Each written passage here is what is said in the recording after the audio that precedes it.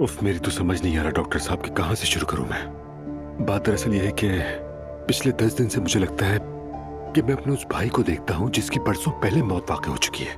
मैं उससे बातें करता हूं, हम साथ बैठते हैं, वो मुझे ऐसी बातें बताता है जिन पर मैं यकीन कर लेता हूं, और उसकी वो बातें बहुत ही मानीखेज भी लगती है मुझे। जानता हूं ये आपको अजीब लगेगा, मगर ये सच है। देखिए उमर साहब, बीमारी के इस मरहले में यह वहम होना आम सी बात है। लेकिन मुझे लग रहा है कि मैं पागल हो रहा हूं डॉक्टर साहब। ये पागलपन नहीं है, इससे जाहिर होता है कि आपका दिमाग ज्यादा दबाव नहीं बर्दाश्त कर पा रहा। फिर क्या होगा मेरे साथ?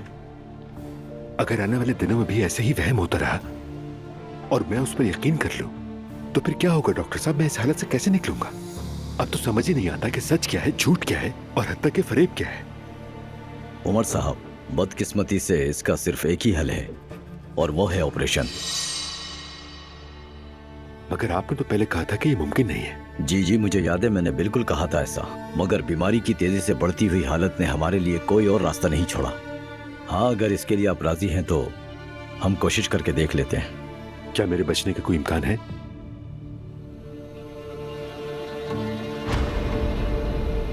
ज्यादा इम्कान तो यह है कि मैं इस पर ही दम तोड़ दूं, है ना? ऑपरेशन के कामयाब होने का इम्कान सिर्फ 10% है। अगर ये अलामात जाहिर ना होते तो मैं कभी ऑपरेशन का मशवरा नहीं देता, मगर आपकी बीमारी दिन ब दिन बढ़ती जा रही है। अब फैसला आपका है। अगर आप इजाजत दें तो हमें आपको फौरन हॉस्पिटल में दाखिल करना होगा।